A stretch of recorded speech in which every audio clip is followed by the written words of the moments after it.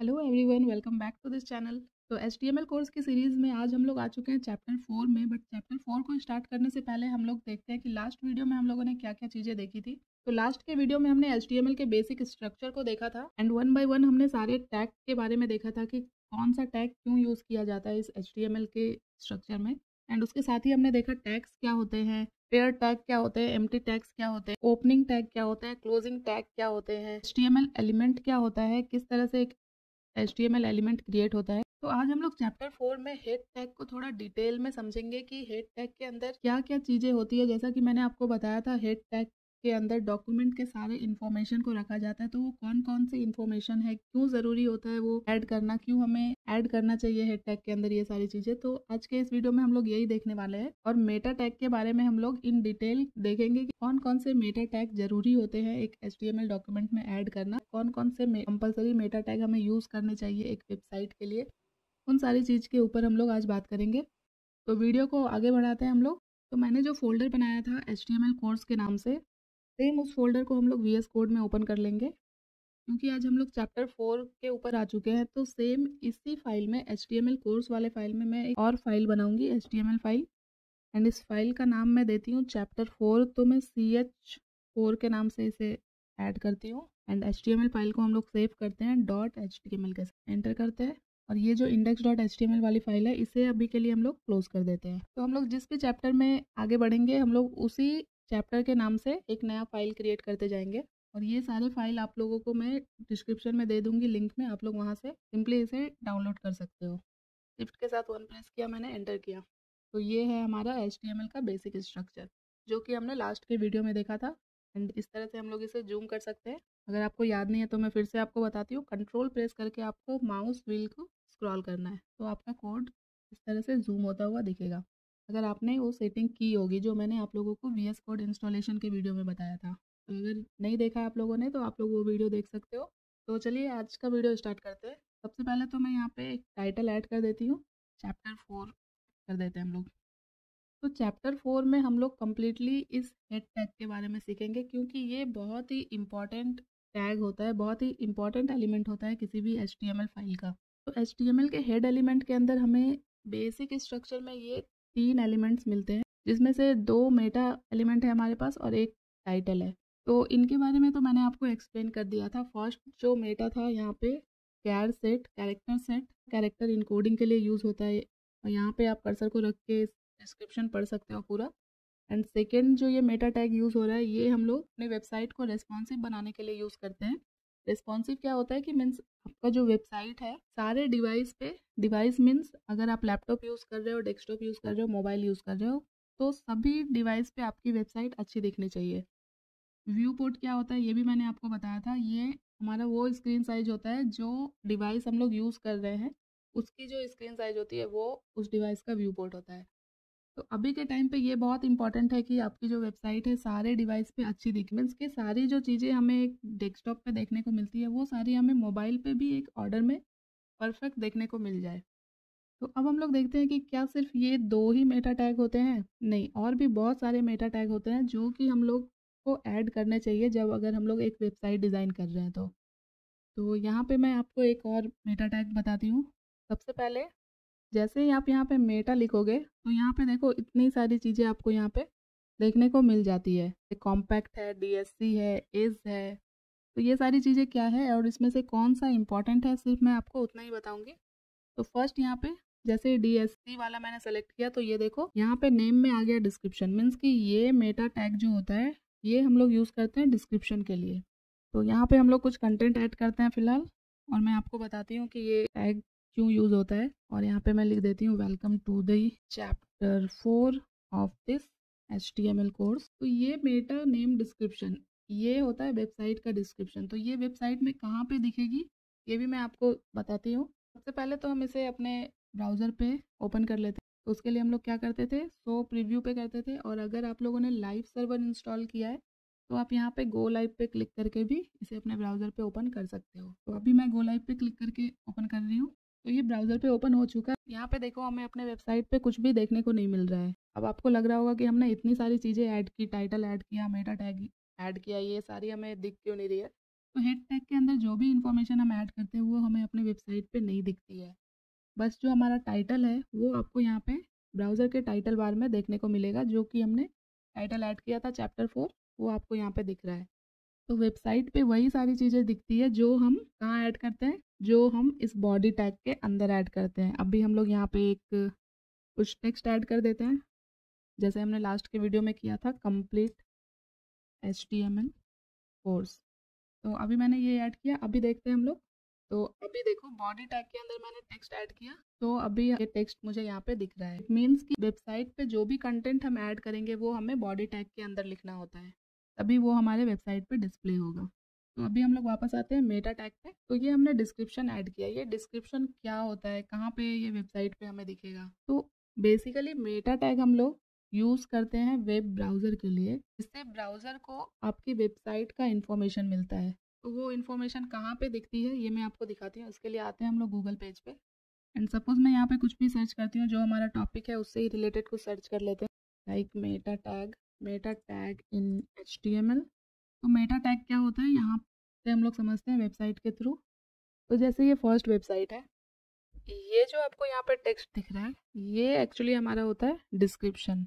तो जो भी हम लोग मेटा डिस्क्रिप्शन टैग के अंदर जो भी हम लोग कंटेंट में ऐड करेंगे वो हमें यहाँ पे दिखती है। तो अगर आप एक वेबसाइट क्रिएट कर रहे हो और अगर उसमें आप डिस्क्रिप्शन ऐड कर रहे हो, तो आपका डिस्क्रिप्शन कुछ इस तरह से आपकी वेबसाइट में यहाँ पे दिखेगा।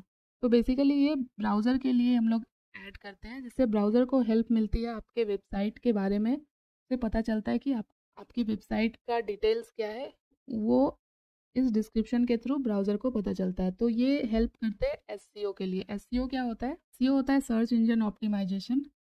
SEO एक प्रोसेस होता है आप किसी वेबसाइट को गूगल सर्च पेज पे रैंक कराने का। तो अभी SEO के ऊपर हम लोग फोकस नहीं करेंगे, हम लोग समझते हैं कि मेटा टैग होता क्या है, क्यों यूज़ करते हैं HTML में।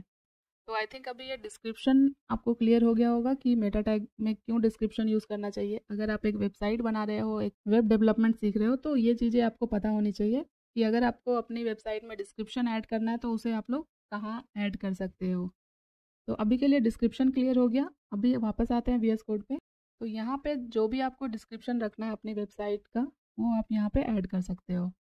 और मेटा टैग हमेशा हेड एलिमेंट के अंदर ही होता है, इसे आप बॉडी एलिमेंट के अंदर नहीं रख सकते, वरना फिर वो आपकी वेबसाइट पे डिस्प्ले होगा। तो हेड एलिमेंट के अंदर जो भी इंफॉर्मेशन, जो भी एलिमेंट हम ऐड करेंगे, वो वेब ब्राउज़र के लिए ऐड किया जाता है, जिससे वेब ब्राउज़र आपके वेबसाइट को अंडरस्टैंड कर पाता है कि आपका जो वेबसाइट है उसका टॉपिक क्या है, उसका डिस्क्रिप्शन क्या है, उसका टाइटल क्या है, एंड उसके थ्रू वो आपके वेबसाइट को गूगल सर्च पेज पे डिस्प्ले करा सकता है। तो ये तो हो गया डिस्क्रिप्शन। तो अभी और भी मेटा टैग होते हैं। तो नेक्स्ट जो मेटा टैग है, अगेन मैं यहाँ पे मेटा लिखती हूँ और यहाँ पे देखो एक KW लिख के आ रहा है, इस पे क्लिक करना है, कीवर्ड। तो कीवर्ड क्या होता है, यहाँ पे जैसे मैं लिख देती हूँ HTML कोर्स। तो ये सारे कीवर्ड्स होते हैं, मीन्स जो भी हम लोग गूगल पे सर्च करते हैं, तो ये हमारा वेबसाइट है HTML वेबसाइट। हम चाहते हैं कि जब भी लोग HTML लिख के सर्च करें, HTML कोर्स लिख के सर्च करें, तो हमारा ये वेबसाइट जो है ये हमारे गूगल पेज पे दिखना चाहिए। तो उसके लिए हम लोग यहाँ पे कीवर्ड्स ऐड करते हैं। तो ये भी एक बहुत इंपॉर्टेंट मेटा टैग होता है जब हम लोग एक वेबसाइट डिज़ाइन करेंगे तो। और कीवर्ड बहुत इंपॉर्टेंट होता है किसी भी वेबसाइट के लिए। जितने अच्छे कीवर्ड्स आप यूज़ करोगे, आपकी वेबसाइट उतनी ही अच्छी रैंक होती है। बट इन कीवर्ड को आप अपने डिस्क्रिप्शन में ऐड कर सकते हो, आप अपने टाइटल में ऐड कर सकते हो, अपने वेबसाइट पे कहीं पे भी ऐड कर सकते हो, जिससे क्या होगा, ब्राउज़र को ये पता चलेगा कि आप किन किन कीवर्ड को अपनी वेबसाइट में यूज़ कर रहे हो। तो जब भी कोई यूज़र इस कीवर्ड को अगर सर्च करेगा, तो आपका वेबसाइट सर्च पेज पे डिस्प्ले हो जाएगा। तो ये यूज़ होता है कीवर्ड्स का। तो अगर एक वेबसाइट डिज़ाइन कर रहे हैं, तो ये भी एक बहुत इंपॉर्टेंट मेटा टैग होता है, जिसे हमें ऐड करना ही चाहिए। यहाँ पे मैं आपको एक बार फिर से गो थ्रू करा देती हूँ। तो ये होता है हमारा वेबसाइट का डिस्क्रिप्शन, जो कि हम लोग मेटा डिस्क्रिप्शन टैग के अंदर ऐड करते हैं, वो यहाँ पे डिस्प्ले होती है। चलो ये मैं लिखूँगी नहीं। और ये होता है वेबसाइट का टाइटल। तो ये हो गया कीवर्ड। एंड कुछ और भी मेटा टैग होते हैं। यहाँ पे मैं लिखती हूँ फिर से मेटा। तो यहाँ पे इतने सारे प्रॉपर्टीज़ होते हैं मेटा टैग के अंदर, इन सबको आप वन बाय वन चेक कर सकते हो। अगर आप वेब डेवलपमेंट सीख रहे हो तो मैंने जो मेटा टैग आपको ऑलरेडी बताया है वो बहुत इंपॉर्टेंट होते हैं, वो आपको यूज़ करना ही होता है। लाइक डिस्क्रिप्शन, कीवर्ड्स, टाइटल्स, ये सारी चीज़ें बहुत इंपॉर्टेंट होती है वेब डेवलपमेंट में। यहाँ पे आप देख सकते हो रीडायरेक्ट है, रिफ्रेश है, ये सारी चीज़ें क्या होती है आप लोग एक बार खुद से ट्राई करना। तो आई थिंक मेटा टैग के बारे में भी हमने ऑलमोस्ट सारी चीज़ें जान ली है। इतने ही इंपॉर्टेंट मेटा टैग होते हैं एक वेब डेवलपमेंट के अंदर, एंड ये आपको आने ही चाहिए, ठीक है। और टाइटल टैग के बारे में हमने ऑलरेडी बात कर लिया था लास्ट के वीडियो में। तो ये मेटा टैग और टाइटल हो गया। हमने एक और चीज़ डिस्कस किया था कि एक्सटर्नल लिंक। तो एक्सटर्नल लिंक मतलब क्या कि हेड टैग के अंदर हम लोग कौन सी एक्सटर्नल लिंक ऐड करते हैं। तो अभी मैं आपको एज अ एग्जांपल बताती हूँ। अभी हम लोग आ जाते हैं एक्सप्लोरर आइकन पे, और यहाँ पे 2 फाइल्स है ऑलरेडी। अभी यहाँ पे मैं एक और फाइल ऐड करूँगी। तो मैं यहाँ पे एक CSS फाइल बना रही हूँ। CSS के बारे में अगर आपको कुछ भी नहीं पता है तो अभी के लिए बस इतना जान लो कि कोई भी CSS फाइल को, जैसे हम लोग HTML फाइल को .html के साथ सेव करते हैं, वैसे ही CSS फाइल को .css के साथ सेव करते हैं। तो जहाँ पे भी अगर आपको किसी फाइल में .css दिख रहा होगा तो आप समझ जाना कि वो CSS फाइल है। इसी तरह से जावा स्क्रिप्ट फाइल को हम लोग .js के साथ सेव करते हैं। तो यहाँ पे मैंने एक CSS और एक जावा स्क्रिप्ट फाइल क्रिएट किया। ये मैंने क्यों क्रिएट किया मैं आपको बताती हूँ। अभी आ जाते हैं हम लोग इस HTML फाइल में, चैप्टर 4 के HTML फाइल में। तो अब बात करते हैं कि हेड एलिमेंट के अंदर वो एक्सटर्नल लिंक क्या होता है। तो यहाँ पे जैसे मैंने एक CSS फाइल बनाया है। CSS बेसिकली हम लोग अपने HTML फाइल में स्टाइलिंग ऐड करने के लिए, मीन्स अपने HTML फाइल को स्टाइल करने के लिए CSS यूज़ करते हैं। तो अभी के लिए इतना काफ़ी है। को हमें इस HTML फाइल के अंदर लिंक करना है। तो इसे कहाँ लिंक करेंगे हम लोग? तो इसे हम लोग लिंक करेंगे इस हेड एलिमेंट के अंदर। तो इसे आप या तो टाइटल टैग के जस्ट ऊपर या फिर नीचे भी आप कर सकते हो। तो इसे लिंक करने के लिए हम लोग लिंक :CSS लिखेंगे। ये एमेट का शॉर्टकट है अगेन। तो ये जो फाइल बनाई है हमने CSS फाइल, ये लिंक हो चुकी है। तो ये एक एक्सटर्नल लिंक हुआ जिसे हम लोग हेड एलिमेंट के अंदर ऐड किए अभी।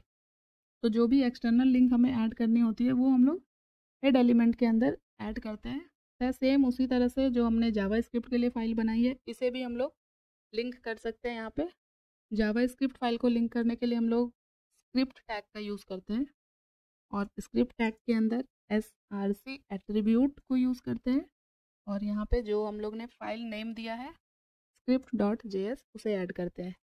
तो ये सारी चीज़ें अभी आपको समझ में नहीं आ रही होगी, नहीं आएगी, बट अभी के लिए हम लोग बस इसे एक एक्सटर्नल लिंक की तरह कंसिडर करते हैं। तो इतनी सारी चीज़ें हम लोग हेड टैग के अंदर ऐड करते हैं। तो आई होप अभी आपको हेड एलिमेंट पूरी तरह से क्लियर हो गया होगा, एंड आपको वेबसाइट किस तरह से सर्च पेज पे डिस्प्ले होती है ये भी क्लियर हो गया होगा। क्या क्या अभी अगर आप एक वेबसाइट सर्च करो तो अभी आपको पता होगा कि वेबसाइट का टाइटल क्या है, वेबसाइट का डिस्क्रिप्शन क्या है, कीवर्ड्स क्या होते हैं। इतनी सारी चीज़ें आपको सिर्फ एक वीडियो में क्लियर हो गई है। तो आई थिंक ये वीडियो यूज़फुल रहा होगा आपके लिए। तो इस वीडियो का सोर्स कोड आपको डिस्क्रिप्शन में मिल जाएगा, आप लोग वहाँ से इसे कॉपी कर सकते हो।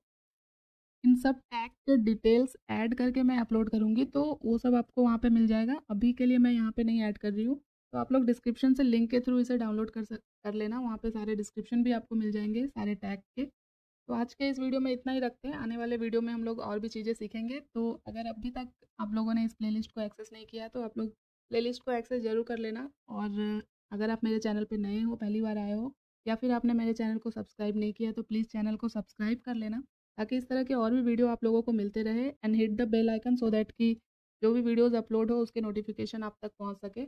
और ये वीडियो कैसी लगी मुझे कमेंट करके ज़रूर बताना। कुछ भी डाउट हो, कुछ भी सजेशन हो तो भी आप मुझे कमेंट कर सकते हो। एंड वीडियो को लाइक करें, शेयर करें। Thank you so much guys for watching this video.